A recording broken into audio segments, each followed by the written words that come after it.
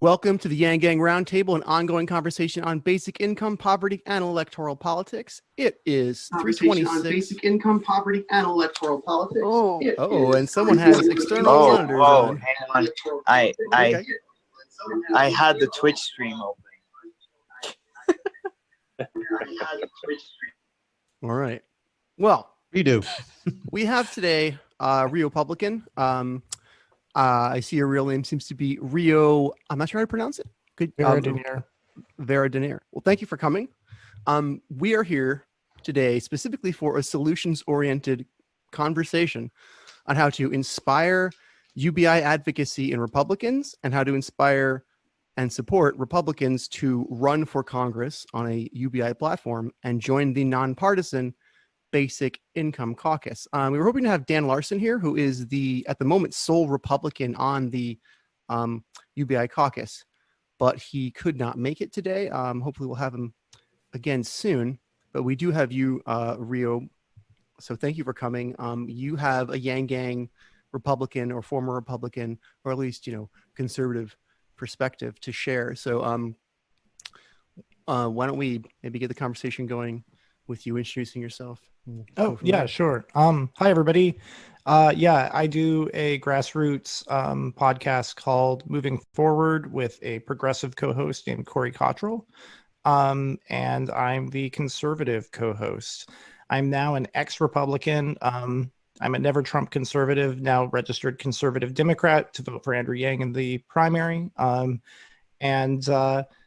I could definitely speak to ways to persuade conservatives to back UBI, whether they're conservative Democrats or conservative Republicans, both of which we need to get it done. So many of our audience members just either currently or in the past have discounted just Republicans entirely as people to engage with politically. And I think you could open some doors for people if they are willing to open their minds and listen to you. So I am going to let you teach us how to talk to Republicans to start about UBI. That sounds good. So please tell us more. Okay. Well, the first obvious thing to say is that actually a huge chunk of Andrew Yang's movement, a huge chunk of the Yang Gang has been Republicans. In my experience so far, most of those have been Trump-supporting Republicans. And Yang himself spoke to how to persuade those people in his own book, The War on Normal People. Trump supporters are kind of an alt-right populist movement. They're about trying to actually they wanted to seize power from the Republican establishment. Because they saw the Republican establishment as just kind of pandering to them cynically and not actually, they didn't feel heard by their own party. And so Yang has actually already done a lot to reach out to those people. And if people within the Republican Party want to get Trump supporting Republicans, which is right now is most Republicans, if you believe the polls, right? They could take a good cue from Yang on that. To me, the more interesting question is how do you persuade never Trump Republicans and conservative Democrats who are frankly to the right of Trump supporting Republicans, who are more pro free trade, for example, and who tend to be more sympathetic to business interests to back UBI. So I think that would be an interesting direction to go.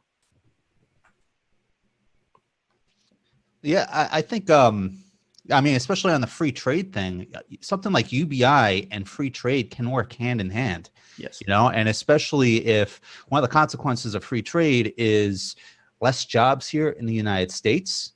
Because, let's be frank about it. When we're importing from other countries, we're exporting jobs. You know what I mean? We have to do something about those workers that are losing those jobs. Otherwise, we're just going to have chaos in the streets here when everyone's jobs just evaporate. We have chaos right now, but for different reasons. But, if the economic desperation in the country keeps on getting worse and worse, eventually we're going to get to a point where there's going to be a populist uprising, the likes of which we've never seen before. You can call Trump a populist. That was a bit of a movement against the establishment, in part due to this jobs issue. But the way he's handling it, he's going about it the wrong way. universal basic income, I think, will not solve, but it would be the best remedy that we could offer that doesn't involve a giant bureaucracy to address the issue of jobs being exported overseas. So, I mean, we could do that along with free trade. It would enhance free trade, if anything. Yeah, it would, exactly. And that tends not to be the sort of argument that Yang was making in the Democratic primary. But if you were a Republican who was running on UBI, you would be able to appeal to both the populist Trump supporters who tend to be concerned about things. They tend to, frankly, have more of a Bernie Sanders take on NAFTA and the TPP, right? So they're the leftward wing of the Republican Party. So you could get those people with what you just said, like, you know, because first of all, we're listening to you. We understand your plight. We know you're losing jobs, and we need to address that. But you can also persuade the right wing, which is frankly a smaller branch of the Republican Party, but it's also the branch that historically has had most of the power. It's the branch that has most of the money. It's the interests that fund the party for the most part, right? You can persuade those people by making explicitly pro-capitalist, pro-free trade arguments about how UBI would be good for business. How when more money is in the hands of your customers, you know, if you're Jeff Bezos, you're going to be making tons of money. Yeah, you'll be paying a little more in taxes through a VAT, but you know, that's massively offset by the fact that your customers will now have way more discretionary income to spend on your products. But the other thing too is it's for the greater good to have more people be healthy and functioning in society.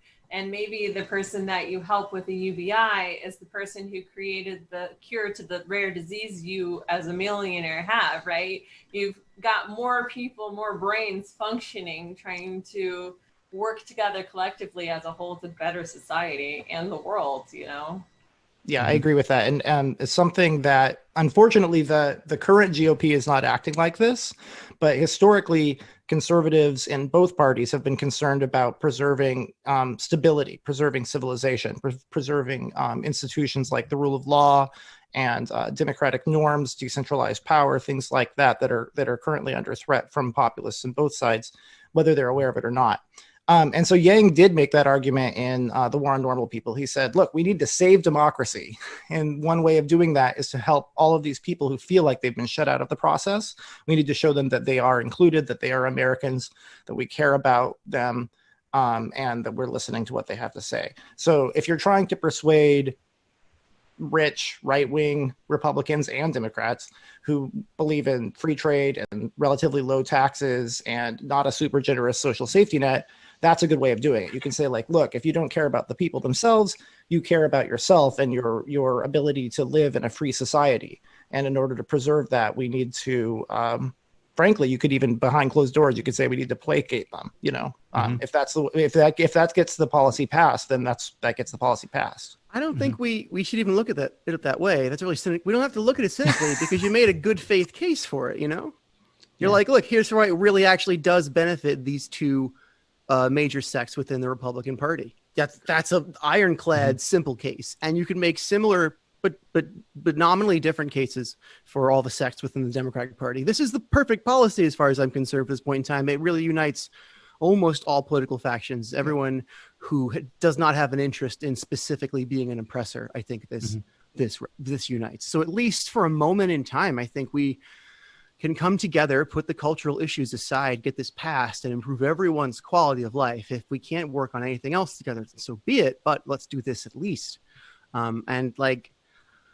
So why, with these arguments that seem just as Republican as they do Democrat, just as conservative as they do liberal or progressive to me,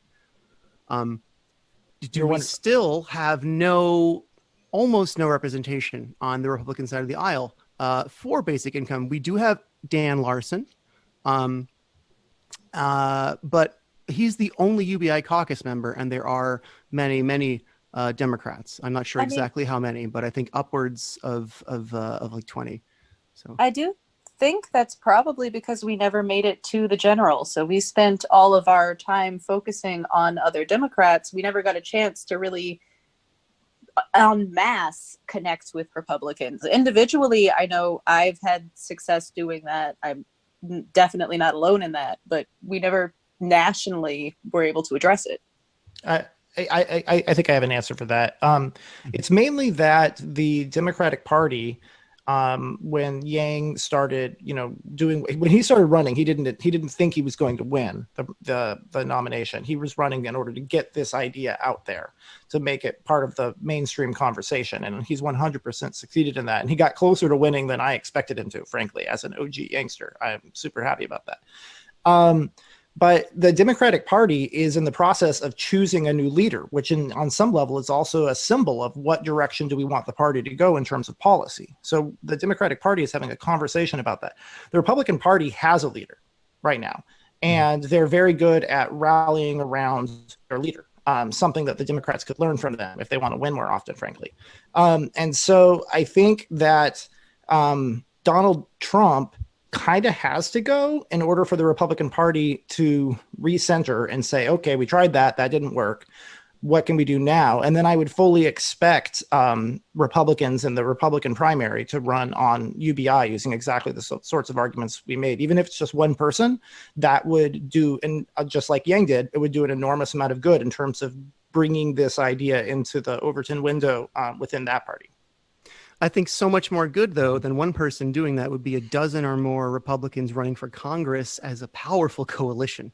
And then if they have the backing of a dozen or more Democrats, which there already are running for Congress on a basic income platform, that coalition is almost too powerful to suppress, and we will get it done. So that's what I want to make happen so badly. I wonder, it's interesting that you said you feel you need to change the leadership for this change in culture to happen. I wonder why individual Republicans don't feel comfortable reimagining the Republican Party for themselves and then sharing their vision from the ground up and then hoping that gets to leadership. Why doesn't that happen? Why aren't Republicans thinking about the Republican Party in that way? It's like, I have ownership of this. I can make it what it is to me. I can change it a little bit. Why don't Republicans think that way, right? I mean, of course, yeah, we're all human, right? What's stopping them? Like I said, I think the party's just in a different place. Right now, they're focused on keeping their current leadership in power. There's not as much frustration with the current leadership because they have, for better or worse, populist leadership right now. They have an establishment that has been whipped into shape and is going along with what the base thinks they want. So part of it is a matter of helping a lot of Republican voters, which many Yang Gang Republican voters have already figured out just paying attention to the Democratic primary, which is amazing, frankly, much to their credit that they're paying that much attention to politics, especially in the other party. But they're starting to figure out that, wait a minute, 87% of job losses are actually due to automation, not outsourcing. So all of these tariffs that Trump's doing are, if at best case scenario, maybe going to save 13% of them. That's it, right? But there's no solution to the automation problem, short of outlawing automation, which would obviously be a terrible idea for the economy. That's ridiculous. No. Right. And well, for the same reason, frankly, that being opposed to free trade is bad for the economy in the long term, too. Like, you want to have a dynamic economy. But the question is, how do we have a dynamic economy that also makes sure we're not leaving behind people who are being displaced by changes in the market? I mean, part of the problem is we're shifting into an information economy where there are going to be lots of jobs in service. There are going to be jobs, white collar jobs for highly trained people. And a lot of the traditional jobs that working and middle class men in particular, Yang talks about this in his book, have relied on for a decent income are going away. And what Trump's doing right now is he's persuading people that that's the fault of China, that's the fault of Mexicans. It's about shifting the blame away from American corporations who are automating away their jobs without them realizing it. So part of the problem is when the party is so fixated on keeping their guy in power. And I agree with you, by the way, that of course you want to have people in Congress, you want to have people even in state governments, right, at every level of government who are supporting this policy in both parties. But they're not going to get, in order to get that kind of a big movement and shift in policy direction, that's a change in attitude within the overall narrative of the party. And right now the narrative of the party is the deep state is against our guy, and our guy is backed by our people, and he's looking out for the little guy. So they believe that they already have the right policy solution. So part of the problem is persuading individual Republican voters, which Yang has already done to a rather extraordinary degree.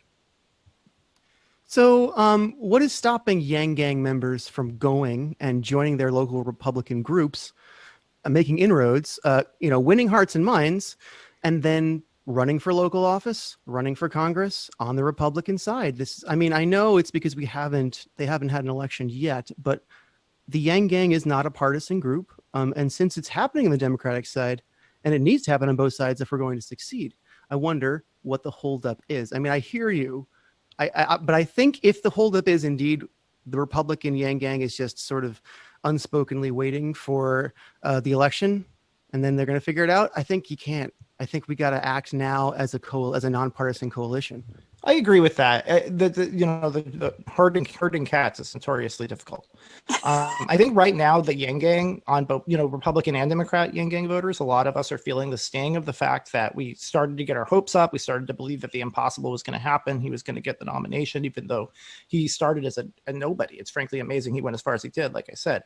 But a lot of people started to believe that he was going to be the nominee, and they're still feeling the sting of the fact that he wasn't. And if you're an outsider to the party or a Republican, still a Republican, and not only a Republican, but you're a pro-Trump Republican, which most of the Yang Gang Republicans are, in my experience. If you're one of those people and that you just got your hopes up and then the DNC squashed it, and meanwhile Donald Trump is saying the DNC is crooked, it's corrupt, they stole the election from Bernie Sanders, they stole the election from Andrew Yang, your initial emotional reaction is to go back to the guy you already support. Mm-hmm. If only to stick it to the crooked DNC, if nothing else. Yeah. I think part of the issue, too, is just that right now the Republican Party, being that they have the guy in the White House, the image of what it is to be a Republican is much more well-defined than what is a Democrat, And everybody, when, there's kind of a cult of personality issue going on, and that's not exclusive to Trump. That whenever your party has the White House, the rest of the party seems to mirror what that person's politics are, right? So right now, the Republican Party is well-defined, kind of what they stand for. The old guard was pushed out, kind of, and now it's basically the party of Trump. And the Democratic Party, on the other hand, has been doing a lot of soul searching. So, if you're Yang Gang, or you don't really know what you are, but you know that you're not a Trumpist, then chances are you're going to be much more likely to run, I think, as a Democrat, just because you know that you're not a Trump type Republican. So after Trump, I think there will be a lot more UBI, Yang Gang types running in the Republican Party. But I agree with what Rio was saying before. I don't think it's really going to happen in large numbers until Trump is out. If it were going to happen right now, and I agree with Shale, I'd actually like to see it happen and sooner rather than later. Me too. Yeah, if it were going to happen right now, it would be in one of two situations. If you're running as a Republican, you're either running in a place where Trump is loved or in a place where he's tolerated at best, right? Mm-hmm. So if you're running in like a deep red state, you have to be a pro-Trump Republican. So you could run in a primary, and just, a lot of, the UBI caucus is a lot of primary people for the most part, right? So, and that's happening on the Democratic side. You could run in a primary in a deep red state and say, I love Trump, totally with him on trade. We're getting screwed by, the establishment. We really need to go to, trade war with China, win that trade war with China. However, there's this other problem of automation. And for that, I want to have UBI. You could do that in a red. Yeah. This is like, when I say you're speaking my language, not in that I am that demographic, but like, this is what I am imagined how this conversation would go. And I'm just wondering why it's not happening. It seems so obvious to me. I'm so happy. I feel so vindicated because it's coming from someone who really has lived that experience. Yeah. But now I'm just confused as to where the disconnect is. Like, it seems, exactly what should be done. It's just not happening. No, that's a good point. Well, I was about to say the other option is if let's say you're a Republican running in like Orange County, which actually went for Hillary Clinton. It was the first time in quite a while. Yeah. It didn't go for the Republican, right? So that's a conservative county major. Yeah. In California. Major. It is Orange major, County right? is huge and very very wealthy. influential, very powerful, affluent area.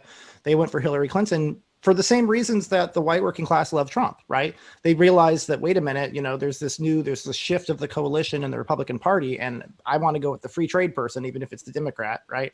And so that's what they ended up doing. So if you're running as a Republican in a primary in a place like that, and there are lots of counties like that, I just use that as an example, then you could say like, yeah, Trump's in office and he's our guy and we have to have his back. But also, we all recognize that he, has his flaws, and I would like to try to steer the party in a more productive direction, and let's do it through this UBI thing. So you actually have two paths depending on where you live as a Republican. That's brilliant, man. Okay. I mean, look, you're clearly the person who should head this operation. What, no, I'm not even kidding. In all my free time. Well, what if I said, like, what if I proposed that you join Dan Larson and run for Congress as a UBI Republican? Please. I think you are so competent. You're an inspiring leader. You know what you're talking about, and you know the party in and out. It seems you know how to reach people, and I shouldn't laugh, but his first fight will be with his wife. Yeah, that's Maybe, right. maybe. My wife Okay, said she would. maybe that's the hardest fight. Well, you have to get down on your knee and ask for Like, permission. it's not fun. It's not glorious. It's service, but it's it is service to everyone, just saving everyone's lives. I would be happy to get involved in a movement to encourage more people to run on. But UBI. you personally, though, would you because you're such a talent. If I got permission from my wife, I would think about it. Okay, I understand. So So Just we saying, gotta getting talk down to on the her. knee is the key. no, like, look, I like where you're going with this. Those who can't do, teach, right? So no, if you really could get like 5 or 6 people you're mentoring who are running for Congress on a UBI platform, that would really be a significant boon to this movement. I would love that to happen. Well, Okay. for sure, though, I think a big barrier for anybody getting into politics, especially the younger generation, we don't have mentors that we trust. We also don't have people who walk us through the process, because it might be a foreign language to us. Like, we don't even know some terminology, I'm sure. It's like, how much time did we even have to look at politics because we were working 3 jobs, I mean, I'm only 30, but I do pay attention to other people's lives as well. They're just too busy to even know how to do something. So I think just classes to work your way in there in a healthy, non-corrupt way, because right now, it's legally, you legally can be corrupt. It's just, it's broken, our system, obviously. But I wouldn't know how to go from idea to fruition unless I had a mentor. And that's a big problem in our society. You got to pay to have someone to teach you something, or maybe I'm just broke and surviving and I need a mentor. I think a lot of that is part of the problem. Ariel, I'm not sure where he got off to, but he was here a minute ago. He has considered running for Congress on a Republican platform. So, I mean, if he were here, we could talk to him about. I am. There you here. go. All right. So, I'm I mean, right here. Yeah. perhaps he could be the first person you mentor. And what do you think about that, guys? Well, I told you why I couldn't, because of money. It takes money to. So we figure out where the money and- comes from. That's step 1, right? You need Right, a financier. If someone were to bankroll me, I'd have no problem. So let's find a conservative, Yeah. rich Yang Gang person to be that financier. Yeah, It's not I already impossible. reached down to Dan Price, that guy. Remember, CEO, big guy. He gave all of his employees a The raise. best and best he went- employer in the United States, right? Best Right, boss in right, the and country. Gravity Payments, I think. Right. I actually said, hey, and then he said he was going through some troubles of his own and he couldn't do it. I think that's a big thing that keeps people from getting involved too, especially the younger you are and the less able you are, resource wise, because you haven't made friends that can help you. Can I jump in for a minute, because I had to campaign or run for office for just a 3-day convention. And literally they put somebody on at the beginning of our meeting together where all the candidates were going to have 1 minute to talk, just 1 minute, to talk to the whole group. and tell people who they are. But the person that came to speak before us had 10 to 15 minutes to tell us about the positions. And he basically said that going to this convention was going to cost $6,000 of your own money. Don't even think that you can raise it, because in 25 years he's done politics, only one person has ever gone on somebody else's dime, right? And I'm like, wait a minute. You know, he's basically just going up there and saying, don't vote for Faye, right? Because Faye lives in poverty. Not that he said those words, right? But in my mind, that's how it translated. And I immediately said to myself, wait a minute, that was never a problem for me. I am definitely going to raise that money because I know people and I'm doing good things and people believe in me. So I had to make a whole new campaign thing for that. But I did lose my campaign. I don't know if that had anything to do with it, but I see that as a serious problem, but I think it's actually an artificial, right? It's an artificial problem, because when people believe in what you're doing, they're going to come in. So it's like the barriers in your mind and your heart that you don't think you can get that money. I think you can.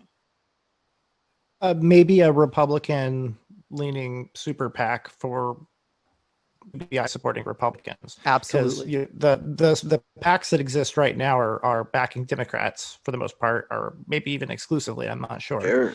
I mean, if like, but here's some of the things that I don't like is when like people give you like random suggestions, but then like what people really need is to be pointed at least in the right direction, or just get the resources they need. Because a lot of times, a lot of people like to pontificate about, oh, you should do this and you should do that, and I have this idea for you, and you have that, I have that idea for you. But then, like, when you're on the path, and then you say, like, hey, I'm actually coming up to a little trouble here. The people who are so quick to give you all of the ideas and all the suggestions and all of that, they're like, don't bother me. It was like, I just had an idea, like, thing, and I hate when people do that. I can't stand it, you know. So to be fair, the people who have the idea to help you might not be the people who have the resources to enable that idea to function. Well, yeah, they I are. know. So some of the people that encouraged me to run for various things, and I didn't run for all the things I got encouragement for this year. I just thought it was just one thing, you know.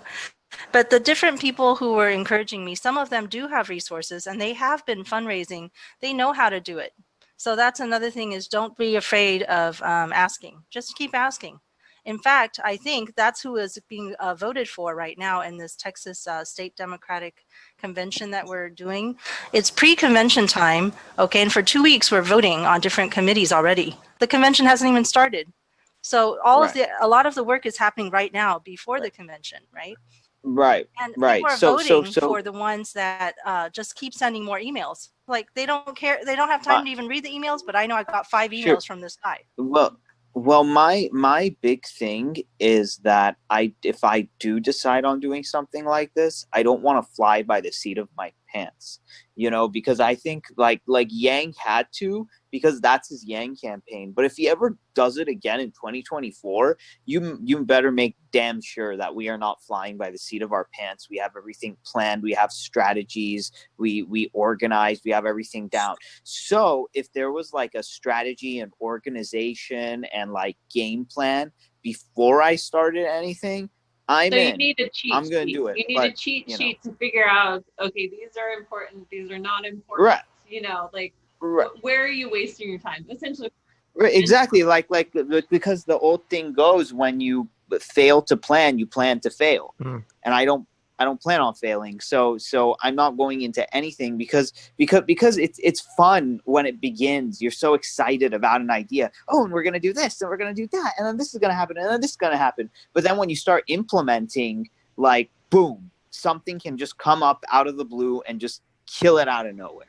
You know? Does Rio have some suggestions for the correct steps to take? I have some, and I want to, tell him after Rio gets a chance. Well, I mean, really what I was just thinking is that we need two things then. You need a pro-Republican UBI PAC, and this has to be a separate thing because legally the PAC isn't allowed to coordinate with the campaign. You need to have somebody who's advising people on how to effectively message to Republicans in their districts. That would be your cheat sheet. So the think tank would be us, maybe? Yeah, something like that. We could start something like that. I'm open to I that. would suggest we write to first of all that person Ariel who you sought backing from and ask if they'd be interested in, rather than backing you, helping to set up with a group of their rich friends a Republican UBI super PAC. Yeah, And perhaps that's we a good can even idea. have them on the program. Sure. Yeah, no. And Yeah, Rio, if you come like, back for that, I would love that. right, I mean, right. no pressure. I hate right, to like, be like, come back to the show Oh, while we're oh. on the air. I know, and then we've got the It's- receipts because he said yes.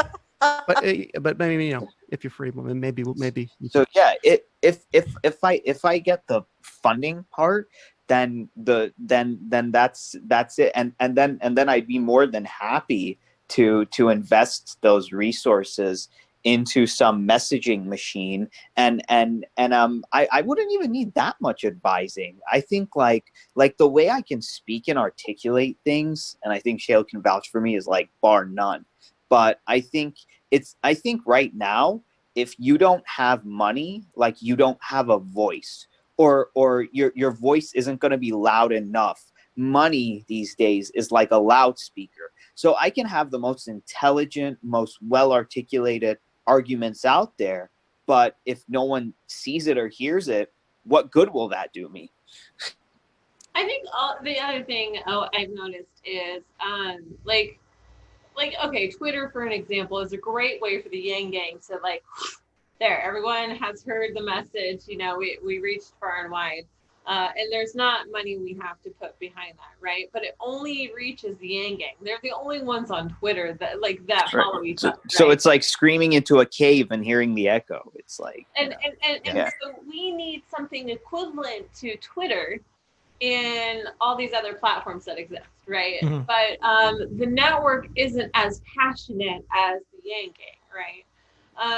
And so to do things without money and to think in just a mindset like, okay, fuck it, I don't have money. What am I gonna do, right?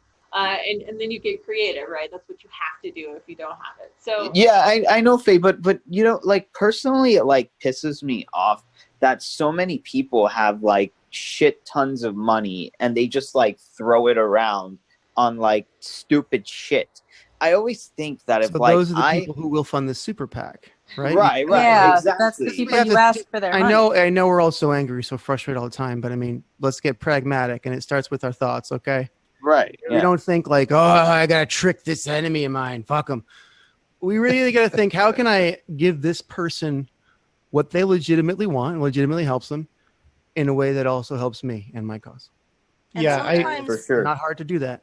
Yeah, I agree with Shell on that. I was about to say, with the money thing, there is a kind of a point of diminishing returns because Bloomberg spent so much and he didn't even get close to the nomination. Frankly, I Oh, think yeah. Yang got closer. Like Bloomberg may have won more delegates, No, but right. It's about having the tools and doing the right things. Well, I said before that it's about I have the message right and the articulation of the message right, and Bloomberg didn't have any of that because he just had his arrogance and he just had his bravado and he could not relate. I have the opposite problem of Bloomberg. I'm a good speaker. I can relate. I can get to know people and everything. And the money part is missing. So Bloomberg, think of it as the opposite of me. Mhm. You know, he had the money, but he didn't have the people skills and the articulation skills. I have the people skills and the articulation skills, but I don't have the So money. what you got to do is So, take yeah. those people People skills skills. to like billionaires who want a basic income. Just get, just a couple millionaires, billionaires, just a handful who Yeah, will make a just super not gonna PAC to pull that fund off by basic telling income them they're Republicans. spending their money on stupid shit. yeah, the that's a good point. messaging is with in your heart. It has to be everyone, includes the millionaires and the billionaires who want to do something right. There are a lot of people who are wealthy and they want to do the thing and they don't have an opportunity to do it. Okay. How Know your audience. Quick point Like, here. each I want to billionaire make. is different. Like some want to do Oh, good for the sake of good. Some are afraid, but think the UBI is the best way to maintain the status quo for the rest of their lives so that they don't get lynched. And there's some reality to that too. Yeah. So I want to make a point here, if you don't mind. And I hope I don't sound like I'm just throwing cold water on this, but I think if a billionaire or any wealthy person is going to fund a campaign, I think they're going to fund somebody, whoever they think has the best chance at winning. And that means they're not likely to fund a relatively unknown person, unfortunately, So, Right. I mean, I don't think. Super PAC. Yeah. For not anyone in particular, but So for a how do you coalition. get known? This is the part I wanted to I put don't in. know. And that's. I do. So The this money. No, It's a this chicken is and how you egg get known. situation. No, it's not. You don't get known by money. A lot of people do stuff with their money silently without any recognition.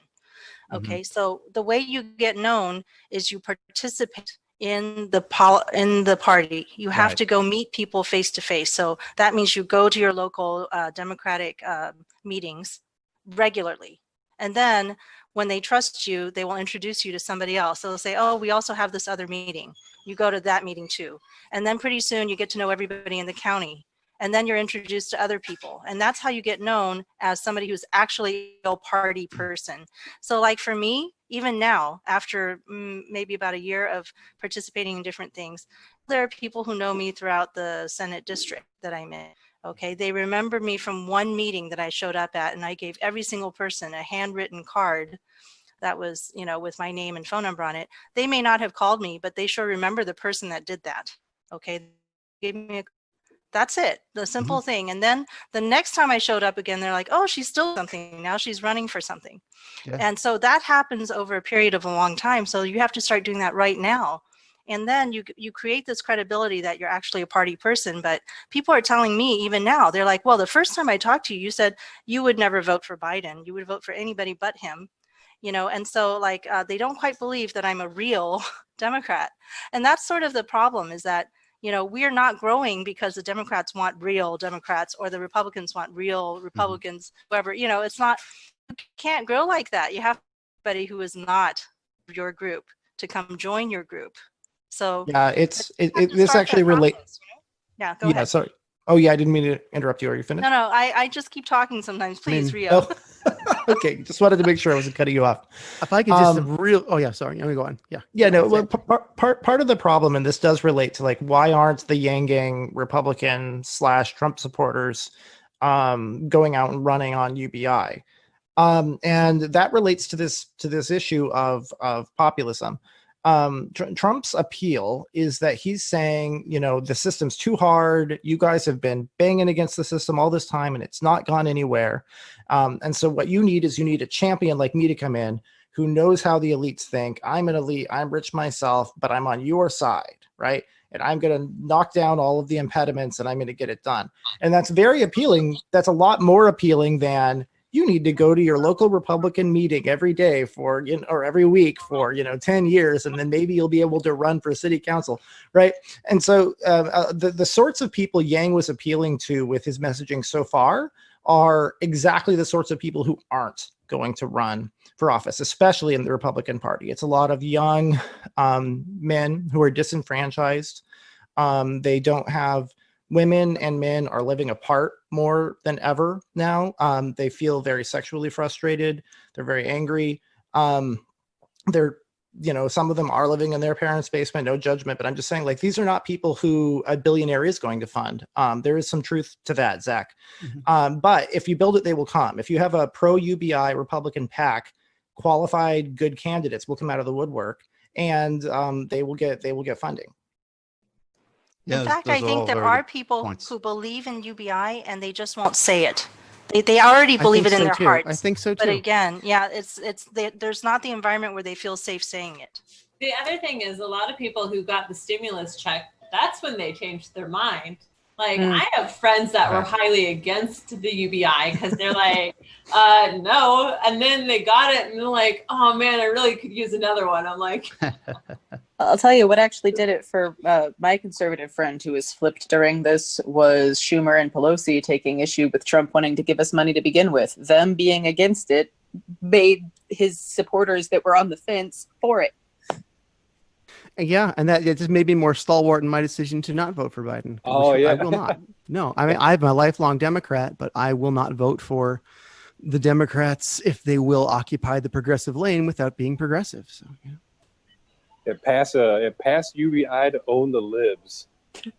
I love it. Well, Yeah, I mean, I can definitely message that. I can be like a very populist, extremely populist. So that's why I'm saying all I need is the funding, and then if that would allow me to have the loudspeaker and the targeting Well, to I think get the the job answer done. you got was that if you're good at populism, you should be able to take that to the people with the money and get the money that you need. Okay, I just need to know where they are and the best way of messaging them. Okay, We'll get well, you a I mean, list. Yeah, I'm not saying that you have to take 4 or 5 or 6 years. Some of the older Democrats will try to tell you those things. Things are changing. The internet is kind of older people are literally not going to be here anymore because they're getting older, and so it's time for that. And I saw some of even East Texas is voting for young people right now. So you'll see if you show up, the people will get you connected, but you have to be in the party to get connected to other party people to find out how this all works. Yeah, to that end, I was going to say, I think here's a good tactic for dealing with people who accuse you of failing a purity test, of not being a real party man, a real party woman. You say, no, you're right. I'm not. I am a populist, but I'm here to help you because I think that within the Republican paradigm or within the Democratic paradigm, there is a path forward that satisfies what I want and what you want. And I know you're frustrated and I know you're looking for new ideas. So please just give me a chance to earn your trust. I'm here to work with you. I'm your friend. How about, yeah. how about we get some of the people who actually participate in the Republican Party events to come tell us what the differences are? Because I believe they're different somehow, but I haven't gone to the other side to see what's going on. If I do, I don't know what's going to happen. Will they accept me or will they reject me? Gotta give them a Democrats chance. throw me out because I went to that meeting. It's like crazy. We shouldn't be like this as a country. No, but let's find out what happens if you go to both. I really want to know. the sorts of I'm people thinking who about that next year. Yeah, the sorts of people who go to those sorts of meetings in either party actually tend to just be happy to see people show up, especially younger people. So they're going to be welcoming. They'll argue with you about policy if you don't toe the line, but they'll be happy to see that you're considering being a Republican or a Democrat or wherever you are. On the populist thing, remember that said I said there were the two lines, right? That you have lines of attack, right? So if you're in a Trump supporting part of the Republican Party, your district, you definitely want to run the populist line, and you will get some people who back you as long as you're sufficiently pro-Trump. And you'll also get regular voters. If that's one of the pros of running as a populist is you might not be able to get as many billionaires because frankly, calling yourself a populist is going to turn off rich people for the most part. Not all, but most. But you will be able to get regular people to be able to vote for you, to vote for you and to give you money. So you can do the Yang thing and just get 1,000 regular Joes on Twitter who follow you on Twitter or whatever to send you $10 a piece. That could get you going. If you're going to run in a more of a kind of moderate, never Trump Republican lane, then you're probably going to want to distance yourself from the populist movement a little more. You don't want to alienate it, but you're going to want to go for like the billionaire dollars and so forth, which in some ways is actually easier. It's easier to convince one or two people to give you money than, 1,000 or 10,000. Yeah, We need people in this caucus who will satisfy both sects within the Republican Party. And they're just different arguments, two different brands. I'm so glad we're having this conversation in these terms. It makes so much sense. Yeah, it feels empowering. And Eric is doing some of this great work because he talks to different people on his podcast, right? Or on your live stream, your show. Me or show? Ariel, you. Oh, I have a YouTube channel. And you speak to people of all different political backgrounds. You don't say, I'm only going to talk to this group. Yeah, for sure.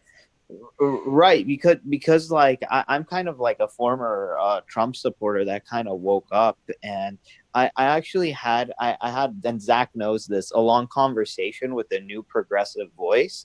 And then I said, actually, when Trump won, well, not when he won, when he got inaugurated and in November and people were going insane. Like I was kind of tired of like Obama and culture wars and like all these cultural issues. I was just getting so sick of it because my main problem was like problems with the economy and problems with jobs, and it seemed like the Democrats were only talking about culture problems instead of economic problems. So when Trump won, that made me happy.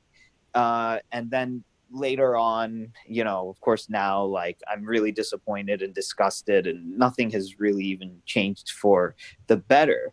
So I can bring that message to people, and that's what I told the New Progressive Voice. I said the only problem that I have with some people on the left is that they want to get these cultural issues and always want to argue about cultural issues and sometimes scream and yell and shout and that. But then Yang was the only one I saw like on the left who like kind of toned down the cultural issues and talked about these underlying economic problems and things like that. So that's when of course I went, it was just natural to go from Trump to Yang.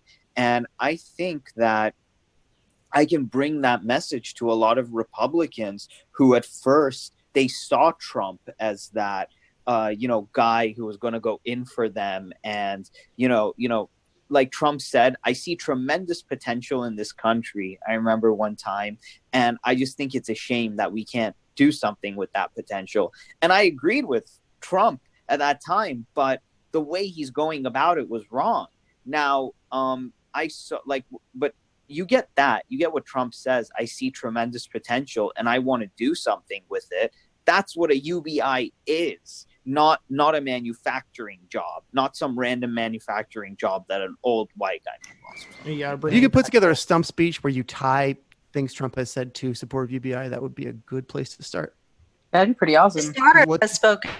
His daughter has spoken about not UBI, but about the fourth industrial revolution, and she actually didn't come out with a solution for it. She just talked about Toyota maybe offering to retrain people for the next wave of technology if they're going to need to move to machines.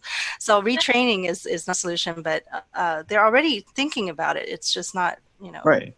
I can get a lot of people like Fred Ramey. I don't know if you guys know Fred the Felon to back me up because it's just like they'll see what it is, and I'm in that portion that even if you have money to like not have money, but if you have like family supporting you, it's like you still want to go out and do something in the world.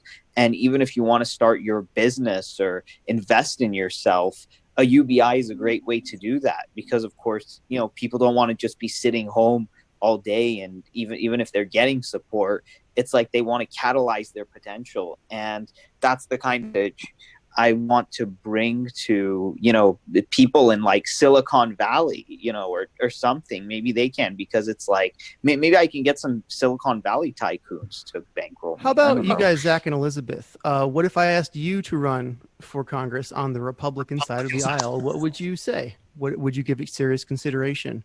Would you do it if you had the backing of a super PAC? Would you try to get money for a super PAC to back you? It'd require a conversation. Yeah, no, it would be a today thing. But yeah, okay. I mean, that's a fair answer. I mean, like, it's not for everyone. No, don't do it if it's not for you, Zach. No, I'd be open to it in the future. And to be honest with you, I have kind of like toyed around with the idea in my head, but it's not something. I hear you. But I mean, the time window is now to act. It's not a thing we can put off. Mm-hmm. But so, Elizabeth, how about you? I've actually thought in about the near future do it? Yeah. The congressman from my district was actually just up for re-election, and I was seriously looking at that, but the window was already really gone for entering that race. So yeah, I'd consider it. It'd require a talk with my fiance about how he thinks that might impact his job, because that's currently where all of our financial stability comes from. But that's great. I mean, it also has the side effect of pushing, some acceptance of some stuff that should be just generally accepted, because I'm of the internet age. So my interests are pretty public, which is kind of a new thing. Yeah, let's push culture.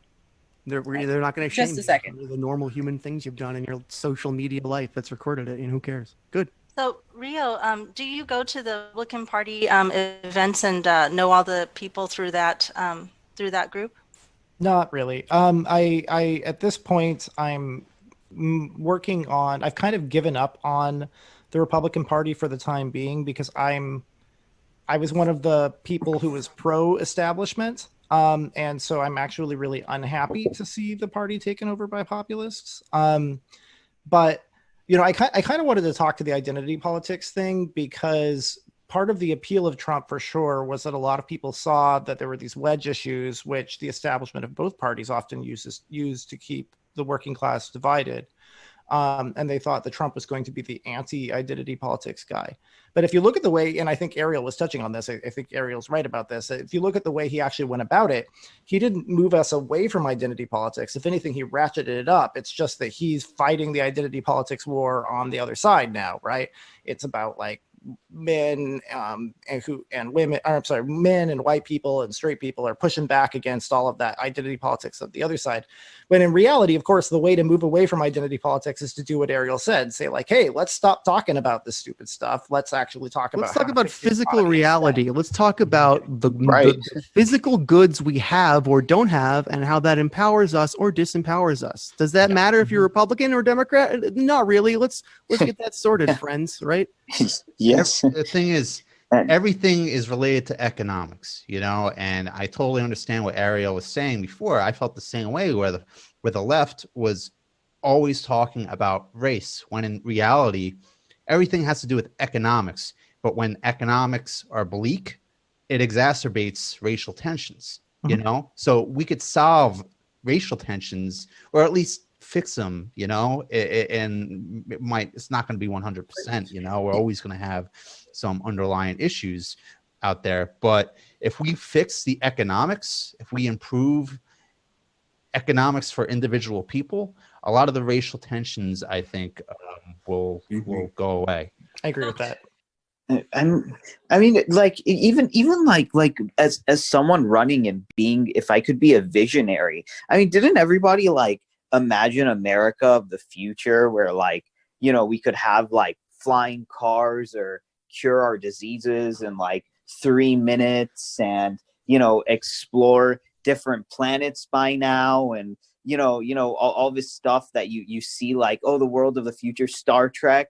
And what do we have now? Like a virus that's killed 100,000 people, these tensions ratcheted up like crazy, and anger and frustration. And I mean, like I could speak to that, and a UBI will help us get away from this and more towards this kind of like, world of the future and happiness and advancement instead of what we're seeing now. I think what we also need to address though is there's a psychological component into running. Right? Like, what are people going to think about me? What are they going to find on me? What are they going to lie about? Like you become a target, and that's intimidating for a lot of people, especially if not to me. No, but that's the thing. Not everyone's like you, right? And the people who want to make change, who could make fantastic change. Maybe they have something in their history that doesn't look great. And they're like, well, Jesus, I guess this is going to come to light. But like like our past mistakes are what people judge us by, right? You could have changed within a week. You're not the same person a week ago, a year ago, 15 years ago, 20, I don't care, right? But they can dig that up, right? That's what they do in politics anyway. And that's a big fear, And then if you've never done enough psychological work on yourself to handle that kind of attack, then you're instantly going to be, demotivated, right? And it's just like, how could people do that? It's not worth it, right? They just throw their hands up. And maybe they've already played out this whole scenario before even turning in an application to do the process, right? And so like, you need to figure out how to get someone in the right mental headspace to even do this, or have areas like ready for, like, people at the ready for this kind of attack, because really, we need to protect the people who are our advocates, right? Because like, they're going to be attacked, right? And maybe they did go to jail. Maybe they went to prison, or maybe they have an accusation that was false. I know. Okay. No, we've also had, we had talked before about some other people who are running for office right now on UBI. For example, Burke Anderson out in Las Vegas. And, some people are easily canceled in a sense because of things that they might have done in the past. But we also agreed that being brave enough to actually just, go and do it anyway, because he was instrumental in getting marijuana legalized. If he had not out and physically collected all those signatures that he did, they would not have had enough to even get it on the ballot to be voted on. So it's like, you really do have to develop that thick skin, and say, we're going to do it anyway. I hate to change the topic a little bit, but I was trying to get to Rio in the sense of, if you have been to the Republican Party areas, I would like to know if they're bringing in all these younger generations that are missing from my Democratic meetings. So when I come to Yang Gang, I'm sort of the older one. And when I go to those meetings, 2 generations behind me are missing. I'm the youngest in the room besides Zephyr, who's 6. so I'm like, where are all the young Democrats? Is that happening to the Republican Party also? Is it just everybody doesn't want to be part of party politics anymore? Yeah, local party meetings are not sexy, fun things. It's way more fun to go to a party or go to a bar, right? So there is a problem with getting young people to participate in local party politics in both parties. Absolutely. I wanted to clarify when I said giving up on the Republican Party. I mean, while it's on its current trajectory, I would love nothing more than to see, frankly, both parties move in the direction of the humanity first platform that all of us support to some degree or another. And so I'd be really happy to see that happen. What kind of things could we create outside of a political system that would help be a foundation you can step into? Like, what could we do outside of politics without all these restraints and issues? Like, what could we do to help people who want to just step into roles and not have to figure out the framework for it, right? Because what the framework is now, it needs to be changed, right? And it's the whole build it, they will come thing, right? In my mind, like, all we have to do is create something people can step into. But I don't know how to accomplish that in parallel to politics, because we just need to have like an assistant program that also helps with accountability, right? We don't have accountability in so much, right? We don't trust this sources that used to be accountability. We used to have news channels we could trust, right? But we don't trust them no more, right? We're all and then we have these platforms like the Yang Gang Roundtable that provides a platform where we do talk about it and we get to the nitty gritty, and we're not having like these social barriers like, oh, you're a Congress guy, I can't talk to you. Well, realistically, we should be having these conversations in a safe environment. But I guess, what are your ideas about something that could work parallel to politics? I mean, honestly, I think we need to swim with the stream, not against the stream. I believe that it's a self-defeating idea to pit yourself against the establishment. I think that your goal should be the establishment, and you kind of have to play the game to do that. And there's no shortcut, unfortunately. It's just going to take work. I mean, I guess maybe like a parallel of people who work with people in the establishment. Oh, okay. I see what you're saying. Yeah, like they work together alongside each other, but it's more balanced, right? Right now, it's out of balance. It's kind of like that independent expenditures super PAC thing, is that they're kind of paralleling the campaign, but they can't actually have communications in some ways. It's very strange. But I think politics is so much more than voting or even doing these parties. I mean, everything you do, in a sense, if you engineer a new solution, that's political, right? Because you could fix a problem by engineering, changing the paradigm how we just do things. So people like Twitter, or people working on Twitter or these Zoom platforms and things like that, are changing the world without being in politics necessarily. I'm sure they're also donating and stuff, but the engineering is something that you can do. But also, I think that Rio is still talking about something a little bit old-fashioned when you the establishment right now, because right at this moment, we've got people who are wanting to bring a physical revolution. We just had in the last podcast a lady come tell us that it doesn't matter who's the mayor. It doesn't matter who's the president. It doesn't matter who you elect. So all of the elections, all the voting that you're doing is actually useful The only thing that's useful is real action in terms of protesting, putting your body on the gears and stopping the machine from rolling over us. And some of this stuff, which is revolutionary in a different way than Ariel wants to see a revolution happen, right? So go ahead, Zach. Sorry. Yeah, she was on just 5 hours ago, to clarify. Yeah, so on that point, I was actually going to suggest anyway, but this is just kind of piggybacks onto that perfectly. What do you guys think about starting a brand new party, That's another possibility. Type party? Because I mean, I think someone already did. Yeah, I think there is somebody working on this. I forget the name of it, but that would kind of be a bit of a revolution. You know what I mean? It would satisfy the urge of people who want a revolution. There's a lot of people who are pissed off at the two-party system. And there's also, we have this nonpartisan movement going on that could really attract people from both sides. And I think if there's any point in our history where there is an opening for a third party that has the right candidates in place, the right message, I think now is that opportunity. There is a great video. If there's enough time. There's a great video by I think it's by Rising Crystal Ball and Cigar.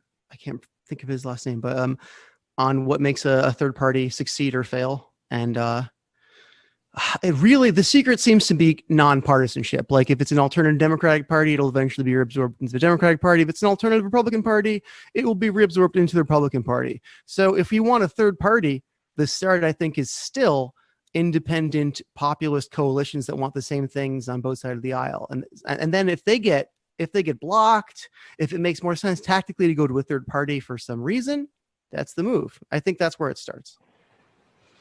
So many different people have worked on a third party over the entire history of our our nation. And I've known some really, people who are also Democrats or also Republicans who've said, we really do need this third party. I'm going to join this third party. But then we've got, the Justice Party, the Green Party, the Libertarian Party, and I don't know what everybody's running at socialist parties. And the people who jump out, we can't agree on one.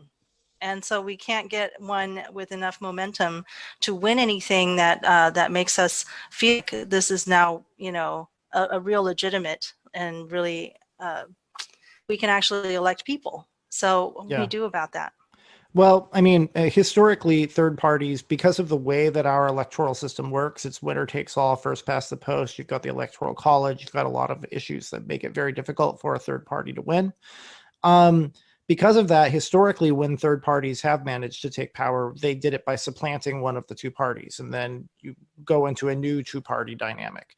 When you need a coalition of at least 50% of the population, that's going to involve bringing together people who don't all agree about the same thing. That's going to involve creating a coalition of, for example, social liberals and socialists and Green Party people, which is kind of the Democratic Party coalition, or libertarian, free market capitalists and traditional religious social conservatives, which is the Republican coalition.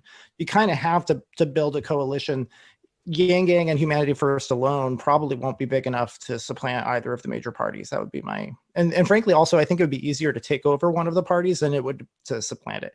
Mm-hmm. If the Trump movement wanted to rename the Republican Party the America First Party, that would be kind of more analogous to what's more historically realistic. Well, here's another path forward, perhaps a slower one. Imagine Humanity Forward slowly but steadily taking people from the Republican and Democratic Party in approximately equal measure until at about the same time, it's as big as both of them. That would be another way, right? Okay, I just had an idea just now. How about what if instead of starting a third party, we start the third and fourth parties?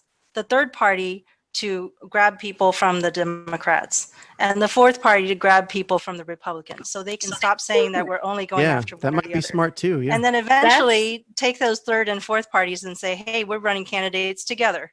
All right, watch us do it.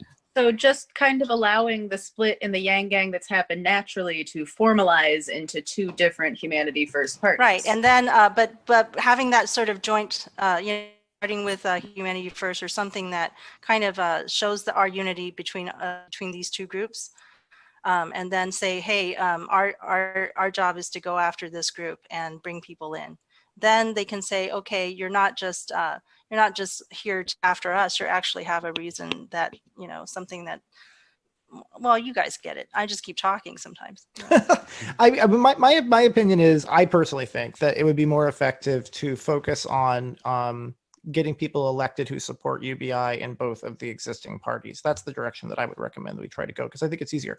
And because of the way that our representative system works, really, honestly, just having like a dozen people in Congress who support UBI would become like a snowball effect, because once they're there, they have the ear of all their colleagues.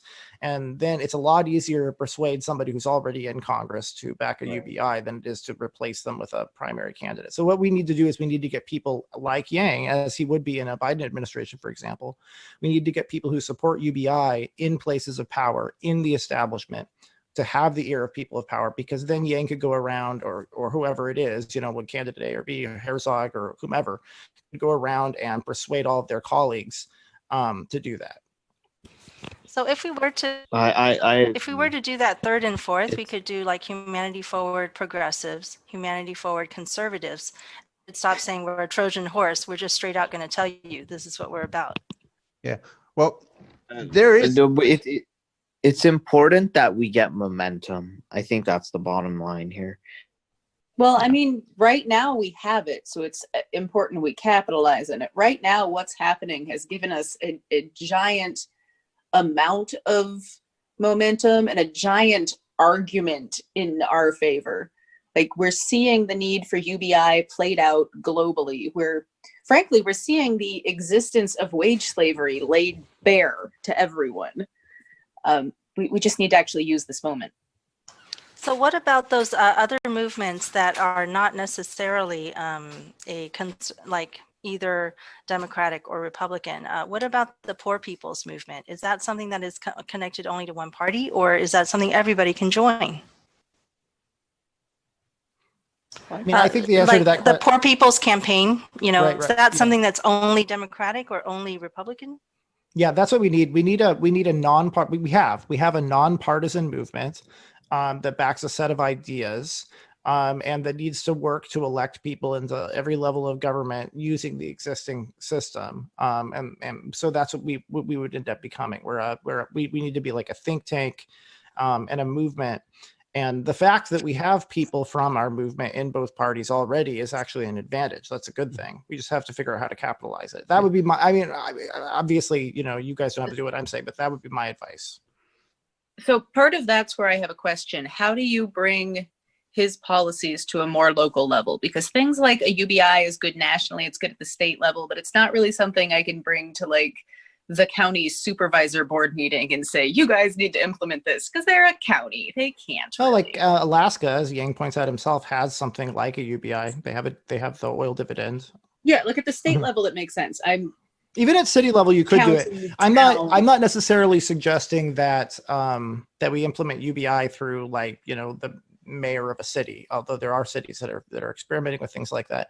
No, it's more like it's a lot easier to get somebody elected to Congress than it is to get a president elected, for example. And I think Shale was spot on when he said, look, even if we got Yang in the presidency, if he didn't have enough people in Congress who were willing to go along with it,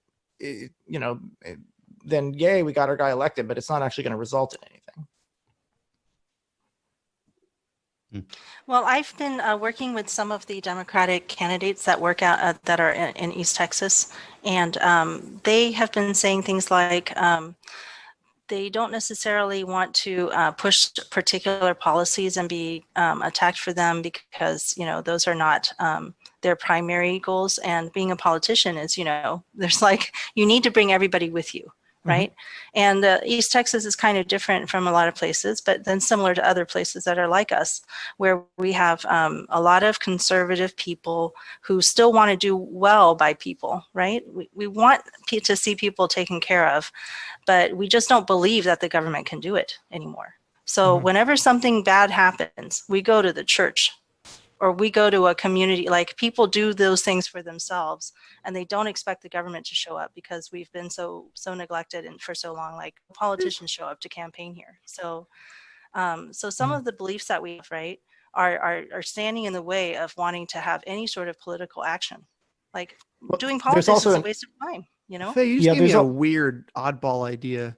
Yeah. What if I mean, I'm not even sure if I completely love the ethics of this, but what if we just like went to those churches and were like, hey man, I know the deal. I know the score in this part of the country. You call the shots, you determine what Republicans win.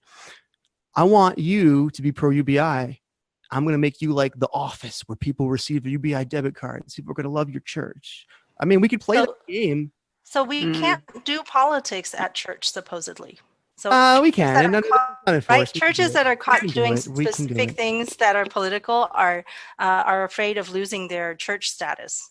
I mean, So what's and his- yet what's they his do it name? anyway, right? Because they Yeah, give this moral Stephen Broward. authority. Yes, Stephen Browers. I think it's his last name. But yeah, he's a pastor and he's the head of Yang Gang Christians. Okay, yeah.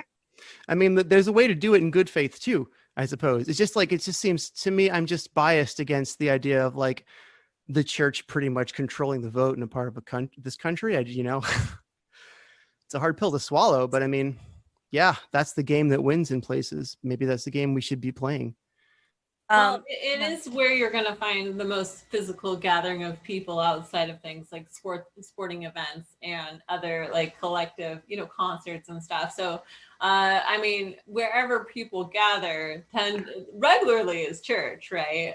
But then you have all these other gathering spaces that really, like maybe they should be a little more targeted.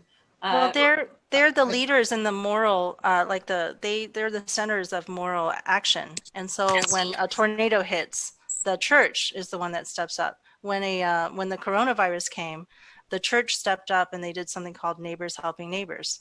So we should And just it's be not working just with the one, church. it's many So- of them. So Are we maybe working- instead of taking it directly to the church, what could be done, because I agree that's morally shady as heck, Mhm. is to find their volunteer efforts and volunteer to join them in those efforts and talk about this shit while you're doing that. Yeah, that's what I try to do That's- too. that's a I'm good- volunteering in a Let's lot of work our places. way into the church. Yeah, the lack of faith in government is part of it, and that tends to motivate hostility toward government within the populist left wing of the Republican Party. The right wing of the Republican Party, actually, just ideologically, this is more like where I come from, is just very skeptical of government. We don't actually like big government. We want government to be small and as much out of our lives as humanly possible. But there are also ways of making pro-UBI arguments to those sorts of people too. So what I would recommend we do is that we have an interest group, a movement with a couple of PACs supporting Republicans and Democrats and giving people advice, people who are interested in running for office, advice on how to do it.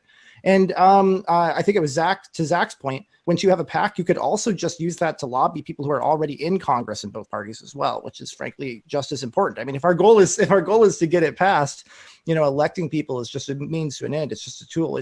We don't necessarily have to do that. We just have to persuade enough people who already have power. Yeah, So absolutely. I wanted to touch on something you guys are talking about. Okay, so a little family history real quick. My family is well known in the church community. Okay, Washougal, Washington, that's where they live. Okay, so my grandpa has a list of all these churches, right? And he even has like some of the services they have. And of course, it's like he's 80 something, so it's all like, I love my grandpa, but he's not tech savvy. Okay, anyway. So like there are lists that exist of all these churches in an area, right? And so I had an idea and I talked to my grandpa about it. And I was like, what would it be like if these leaders of these churches all did a Zoom call, right? And they all talked about their resources they could reallocate, because that's what government is about anyway, right? It's reallocation of resources. And churches have the resources. That's where the collection spot is, one of the collection spots, right? And so I was like, what if we get these people to talk, and then maybe we even get them to talk to political figures and like how to like utilize these networks that already exist, right? But not all churches talk to each other, right? And that's a problem, because you might have tons of resources here and this one's open and nobody's finding it, and it's got like there's hundreds of people here and not enough food. This one has all the food and not enough people collecting it. That's really happening in Washougal, Washington, because like they work at a place that's like just a thrift store, right? But they also give out food boxes. My grandpa collects it from like a closed, or like extra food from Safeway gets put here, and then families collect. And he was noticing the numbers rising, right? Well, when Corona hit, they're like, does no one know we're open? Does no one know that we have all this like food and stuff? And he didn't know how to distribute this, right? Because he's 80 and he doesn't understand technology and the connection network that it can exist.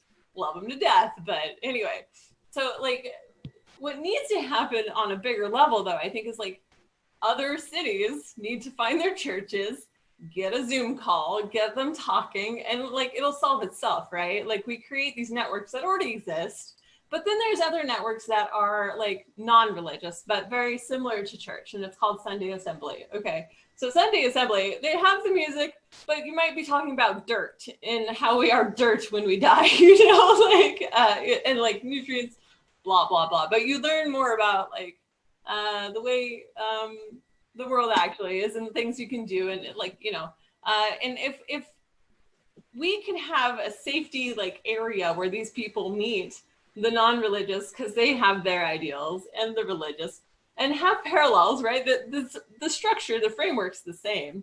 It's just one doesn't want to prescribe to a religion, but wants to have that gathering space. They don't really have that, right? There's not enough Sunday assemblies that exist. So like a mixed faith community center?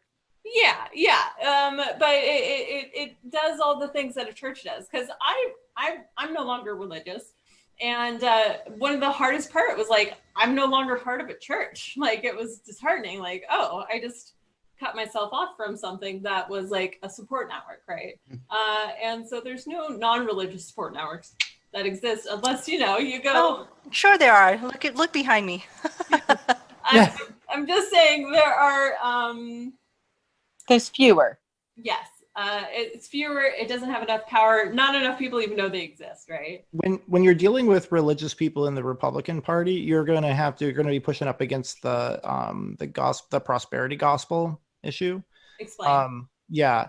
And so evangelical Republican voters seem to be more motivated by things like abortion or opposition to same-sex marriage. That's where the wedge issues, culture war thing has benefited the establishment of the GOP by dividing working class people, right? So when you're dealing with the prosperity gospel, it's not going to be the same as if you're talking to, like a more left-leaning church that is, we got to help the poor, right? It's a very different conversation. It's, well, if you're poor, it's because, you're not favored by God. So it's going to be a little bit of an uphill battle. That's actually something I wish Jacqueline was here. She has a lot to say about that prosperity gospel issue. Right. So here's how we handle it, right? Lean into the narrative. The prosperity gospel will come to fruition for every American when we have basic income. We need this. We push it on the church in that way with all sincerity. Mm-hmm. Yeah. I think that wouldn't persuade everybody, but it would that America as a country is not as prosperous as it could be because we don't have God's favor, because we are treating these people like shit. Prosperity doctrine is ours now. But the other thing too is like when I was here in Iowa trying to help campaign, there was this idea we had that we would just call church leaders, right? I even went inside of a church and handed out yang bucks. Okay, I felt very conflicted being in there, like pushing politics, right? But the interesting thing was that, like, it wasn't something they had even heard of, right? And like here I'm talking to the pastor, like, oh, I'm an activist, and blah blah blah, like, but that like being non-religious in a church was its own battle for me to even step through there, because like I had given up this particular doctrine. Because I don't align with it, but I do that all the time. I go to different churches. Anybody who invites me to their church, I see it as a social group, and I go, I sit, I am respectful.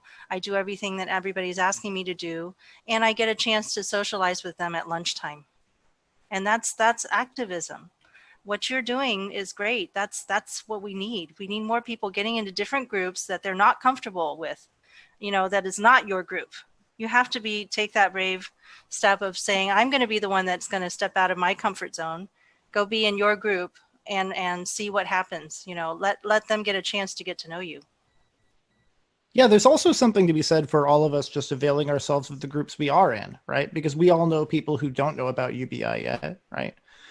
So Yang Gang is a large enough group of people that if we all persuaded 10 people in our inner sanctum, and frankly, it's easier to persuade people in that than in another group, right? Not to disagree with you, Faye, obviously reaching out to other groups is also important. But even if we all just worked on persuading people within our own inner circles, which are wildly different from each other because we have such a diverse movement, that would go a long way. So people who feel like they can't run for office, just make it your goal this month to persuade 10 close friends and family to back candidates who support UBI. Even if nobody's running supporting UBI in their area yet, you'll plant a seed, and then when somebody does, they're more likely to vote for them. This is probably your strongest argument for me running, because I think I am out of people in my circle that I have not at least explained it to. If I haven't outright yanked them, I can't think of anyone besides my father I haven't outright yanked yet. You should totally run. Sometimes harder to yang your own people or to talk politics with people that you really care about, because you don't want to ruin those relationships. So it's not necessarily easy to do, even though you would think so. Yeah, no, my I wish father you could have actually heard me spent trying that to yang conversation Moto ruining for that months and months and relationship. months. So I wish you could have heard some of the political conversations me and Moto had long before starting the show, because he was number one absolute Bernie super diehard only Bernie, and I was like, Yang number one, Bernie number two, and he's like, no. But so that was the argument. He's so one of my best friends in my entire life. So yeah, but we've had so many conversations. It can be so hard I've never actually yanged anyone very close to me, except like my brother, I guess, but he wasn't ever opposed. It was not a fight. He just learned about it. He was like, oh, yeah, sounds good. But he's not very political. Shale, a good example of how diverse the Yang Gang is. So there you are you had Bernie Sanders as your second choice. I would have been never Bernie had he had the nomination. Yeah, same. And yet we both had Yang as our first choice. How cool is that? And I bet UBI is not the only policy we agree on too. No, it's not, I'm sure. It's very cool. Well, the thing about Yang's policies is he hits on such a human level, like he's like, hey, by the way, if I was to think about if I lived in maybe, Iraq, what kind of policies would I want to live under too? Like I probably would have grown up with a different set of values, but I still want these as my, because you would be raised with whatever environment you were in, right? And then no, it doesn't matter what environment I came from. Like this is useful in more than just our country. This is worldwide. We should have this stuff, right? He wasn't just thinking locally. He wasn't thinking about the individual. He saw the world as an organism that needs to work together, right? And he's like, by the way, it's not possible because we've been growing up in our little tribes, right? And they keep bumping into each other because we're just covering the whole planet at this point, right? To recognize that we are different, funguses, getting on a thing. Hey, by the way, we're all on the same organism and we all need to work together. And if we take too much here, it might kill something over here. But we don't, because we aren't part of it, we aren't living in it, it doesn't matter to us. But realistically, what happens on the other side of the world affects us. We just don't care to think about it. So who has had success persuading people in their inner circle? Elizabeth, you said you had. Could you speak to what worked for you? God, wildly. Frankly, what I've found more luck with than the automation as an argument is to go back further to we've lost the right to the common lands. I can't go sustain a life on the land because it's legally not allowed for me. I have to work. It's explaining wage slavery to them and then explaining how to break that with UBI and how that would free people. And if you can make the argument from a place of furthering freedom, it's way more successful with conservatives. It's probably why I have a harder time with the left than the right, because I can make that argument much more easily. Huh. Okay, that's interesting. Yeah, another one that works is if you're dealing with the sorts of conservatives who think that we already have too much taxes, right? One thing that I'll hear people say is they'll say, well, why not just let people keep their own money then, right? So my go-to response to that is, I hear you, I agree. I also pay too much in taxes. I would like it to go to zero, but let's be honest, we both know that's not going to happen. The basis of both parties don't want to lose their Medicare and their Social Security. We still need to fund schools. It's just like, as much as we want it, it's not going to happen.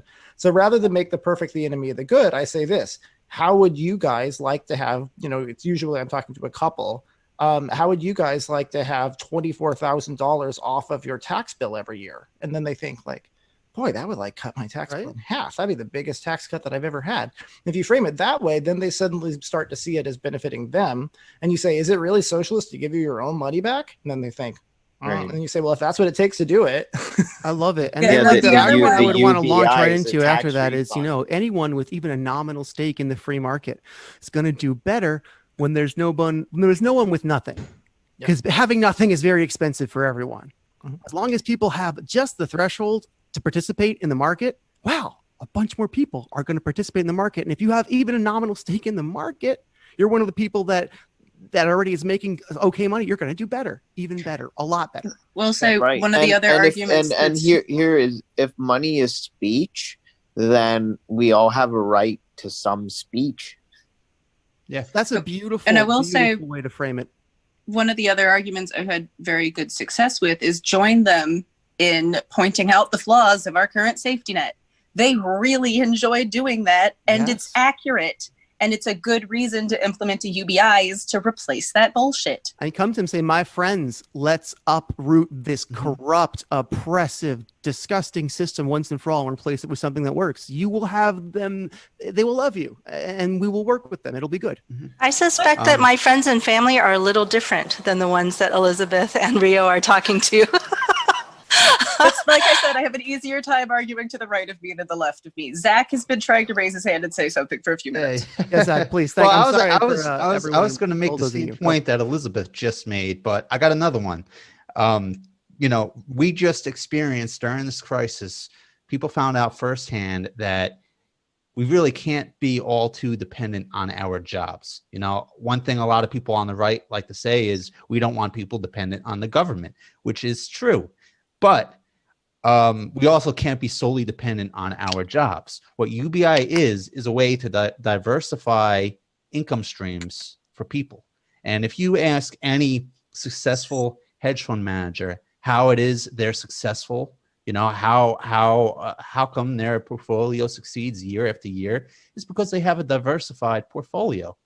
So, we would become more dynamic, more flexible as a society because there's going to be another pandemic. If we could have a war, we could have a major climate crisis. There will be some kind of disruption in the future to the economy, no doubt about it. We just don't know what it will be or when it will happen. But when it does happen, if people don't have all their eggs in one basket in terms of their income, society as a whole will be able to better handle that crisis. So we can bounce back better. I would like to actually touch on that a little bit. So, I'm part of some like entrepreneurial Facebook groups, right? And they always post these like motivational whatevers, right? And they're like, in the speeches, they're like, you got to fail 9 times out of 10. You're like your 10th venture is what's going to bring you money, right? And we can't afford to start 10 different ideas when you got nothing, right? Like you could do one idea and maybe that works. And like you put all your like eggs in that basket. He was pushing it.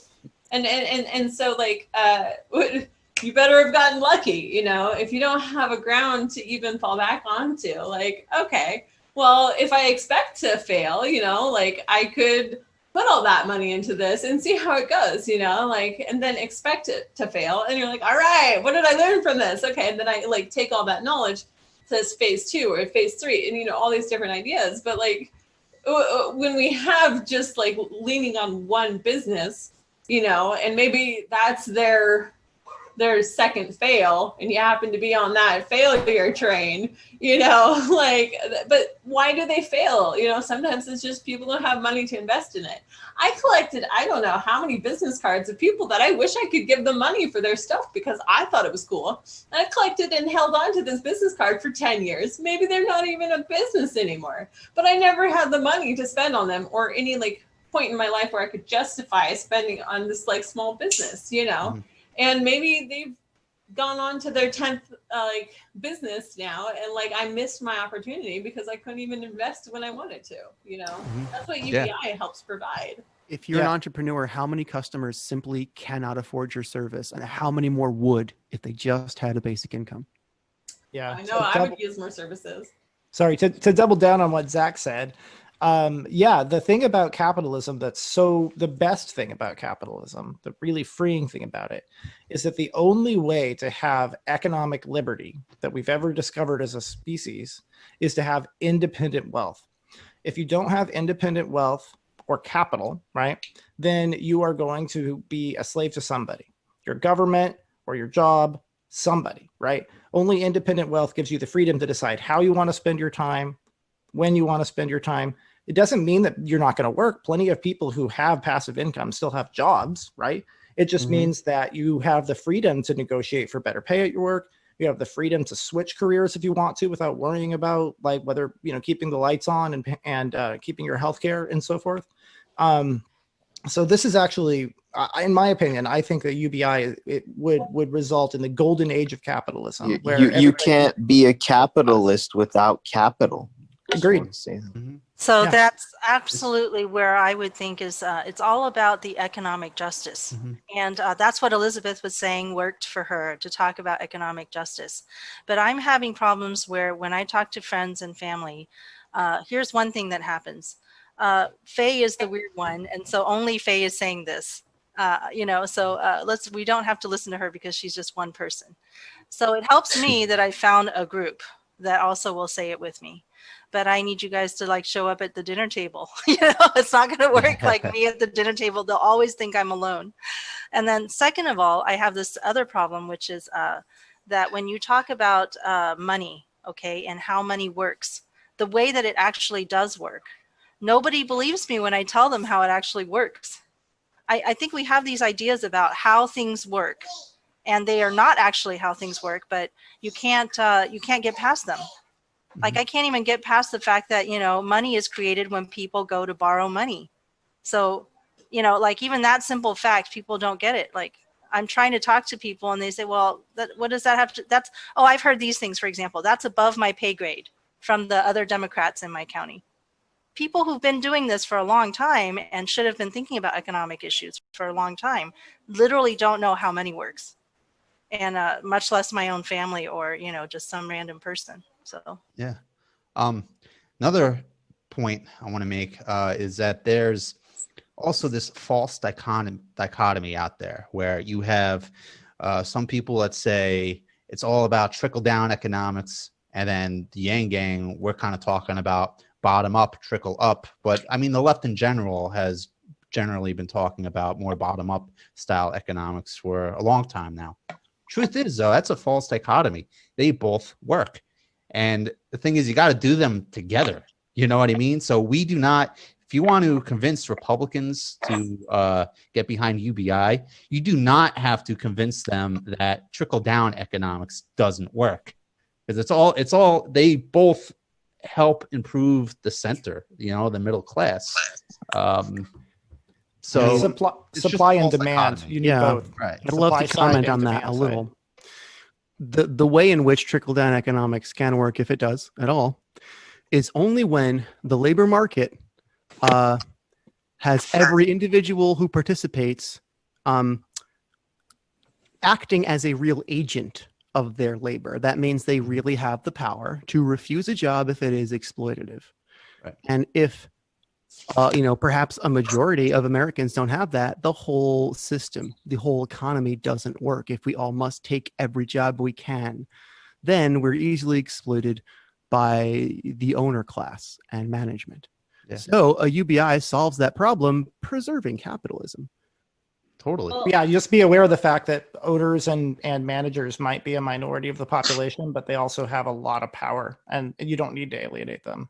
It doesn't They have do. to be And I'm not enough trying to for it alienate them. It's just that, Yeah. you know, how many, well, but look, what's the alternative? Say, yeah, we'll let you oppress us. Just keep oppressing. Just keep taking.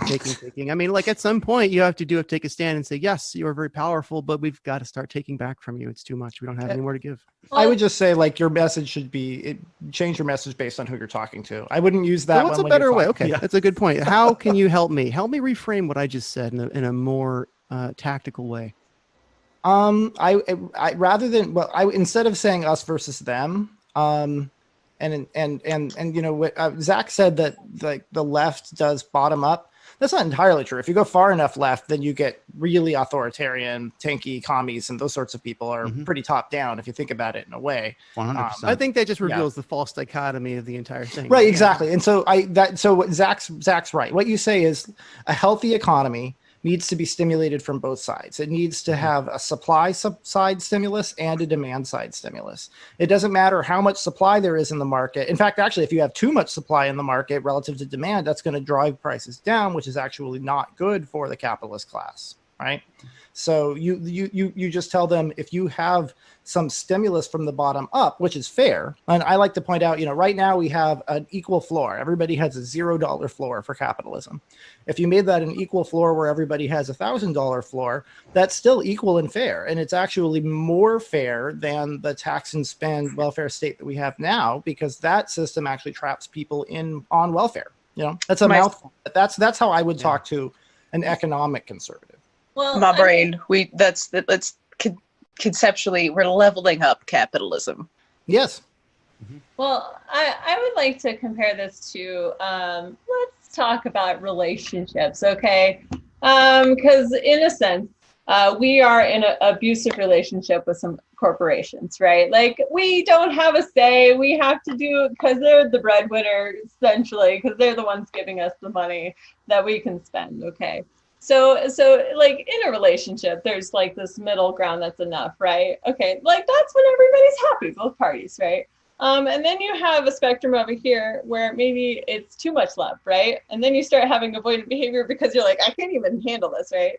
But on this other end, maybe you don't have any love. Like you're so depressed because you're so lonely, and it's like a survival need. Like, I'm going to just be desperate because the moment I get something, I'm going to like launch on it, right? Maybe you too much, right? So like, where's the balance? You know, what is enough? We don't know what enough is. We've never really thought, okay, what's the best case scenario if we do have UBI, right? That's at one end of the spectrum. And then you have like, what's the worst case scenario if we don't have UBI, right? But in the middle, it's like, okay, what's the best case scenario if we what's the worst case scenario if we get UBI, right? We don't even think about what's the worst case if we start, right? We're not even measuring that. And then you add, what is the best case if we don't get UBI? And actually, that's where we are right now, right?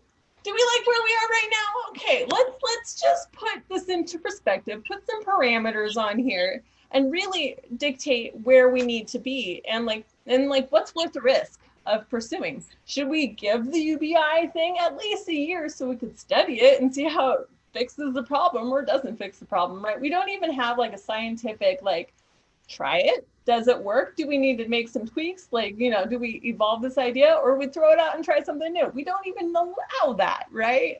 Well, people really are gatekeeping the UBI because they believe if we pass the UBI, that the entire society will fail immediately. There are people who really believe that you're just going to destroy the entire idea of the economy because, you know, everybody's getting money now. For them, it's so ridiculous that just talking about it makes them immediately shut down. You can't even get to the second piece of it. Yes, Zach, I'm sorry. Go ahead. No, you're good. I'm just raising my hand for after you're done talking. So. Oh, please go ahead. I'm always like just going. Yeah, no. So, all right. So what would happen if we have UBI and Faye before you, Faye D, before you're talking about the abusive relationship we have with our bosses, right? And Faye, you kind of just, the other Faye, you just kind of touched on this too in a little bit. So if we had UBI, what would happen? And I one volunteered to common be thing- the other Faye. the other Faye. Yeah. Well, one common thing that you often hear is, well, what happens if people just don't want to work anymore? Right? What happens if they don't want to work? You know, to that I say, so what? That would actually be a good thing, because supply and demand, you would be basically lowering, decreasing the supply of workers out there, which means wages will go up. So, I mean, it will improve that abusive relationship we have with some employers in a bit, you know? I mean, and Trump kind of ran on making wages increase in this country. You know what I mean? The best way to do that is to take people out of the labor force.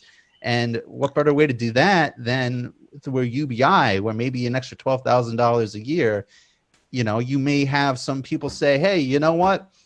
An extra $12,000 a year, I'll stay home. I'll raise the kids. You, honey, you go out and you work, and, you know, maybe we can get back to that. So this is also a pro-family argument tied into this. You know what I mean? Right. Where we I mean, can get- also just, I don't know about anybody else, but this quarantine has shown me that if people can't work, they do go crazy. If people don't have a need to work, they're still going to go crazy trying to find something to do, something productive to do. They're still working. It's just not how we currently traditionally view the word work. But we're finding communities, and it's beautiful because more people are getting into these chat groups with people. Like my grandma is part of a crochet group now, right? My mom figured out how to do a Bible study group. I now am part of a puppet group. Okay, like the people who have been lonely are finally like, oh, hey, we're interested in the same thing. Like, let's hang out. But that's like developing these networks that didn't exist before, right?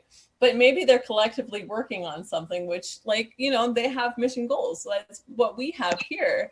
And it's actually beneficial for us to, like, hey, let's take a break. Let's talk about the issues. Let's work on them. We have come to the end of our 2 hours together, and it was really nice to have Rio on. It was nice to have a chance to have a conversation with you, you know, off of Facebook and all those very texty, you know, chats. So I'd like to have everybody just give our names and our Twitter handles, or wherever you'd like us to find you if you have a show that you'd like us to come watch. Shall we start with you, Rio? You're on mute. You're muted. I was trying to be polite and not interrupt so often. Yeah. So like I said at the outset, I have a podcast with a progressive co-host. I'm the conservative co-host. He's the progressive co-host. His name's Corey. Our podcast is called Moving Forward. You can find us on Apple and Stitcher and most other podcast apps. And you can follow me on Twitter at Rio Publican. Like the word publican, but with Rio. Like the word Republican, but with Rio. Rio Publican. Cool. My name is Faye Doney. My Twitter handle is @TisDoney, so TISDONEY. And I also am doing highly inappropriate puppets available on YouTube. Jeremy? Hi, thanks everybody for tuning in today. My name is Jeremy, and you can follow me on Twitter at JeremySammons1. That is JeremySammons, excuse me, SAMMONS, and the number 1. All right. My name is Faye Koo, and I'm at Palestine Math. I'd really like people to come check out our Facebook group. It's called The Structural Defects of Money. It's a women's group, and you can find it by using Facebook groups / Money Women. All right. Guess I'll go. And my name is Zach Sacher. You can find me on Twitter, ZACH_SACHER. And I also host my own podcast / YouTube channel. It's called The Liberal Conservative Report. I'm on Apple, Spotify, YouTube, basically everywhere. Okay, Elizabeth, are you here? Yes. The Wandering Unicorn on YouTube, if you want to hear me read you books. Right now we're doing Harry Potter. and at unicorn36902 on Twitter if you want the crazy chaos that is. Ariel, are you here still? Yeah, I'm right here. Yeah, so my name's Ariel. You can find me on Twitter at Ariels_Armada. And that's spelled ARIELS_ARMADA. And you can also find me on YouTube under Revolutionary Thinking. See, Ariel, I was all ready to do a joke about how you just flew off in the chopper on some very important mission, but I'm glad you were here. My name is Shale Nice. Riley. My Twitter is at SHAELRILEY. Rio, thank you so much for coming. Your perspective was truly unique. I still would love to see you as one of the Republican UBI Congress members. So, I'm not going to hold my breath, but I would support you with everything I had, and I think you would be an asset to the cause, like no one else out there right now. We really could use you. But thank you for coming on. It was a great conversation. You're welcome to come back anytime. Let's have a Discord. We have usually 4 or 5 podcasts a week. So just drop in anytime, meet other UBI advocates. Let's work together. Let's do this thing. Right. So, and I just want to say before we sign off that I think like a great idea for me to run for Congress is because I noticed that I'm a great mediator, because when Yang people and Trump people were having a kerfuffle in an LA rally, I was the one like in the middle there. And then like at the end, they kind of understood each other and made friends. I just want to say that. I was about to say, Ariel, if you need money for your campaign, you could just sell the chopper. Yes, just sell the chopper or do some more missions. It was mine. Do some more missions because you're obviously a GTA character. All right. All right, and with that, sort of slightly tasteless joke, baby. Yeah. I would actually want one. All right. Goodbye, everyone. Thank you again for watching. Stay safe out there. We'll see you tomorrow for our last show of the weekend. Yeah, please stay safe. Bye.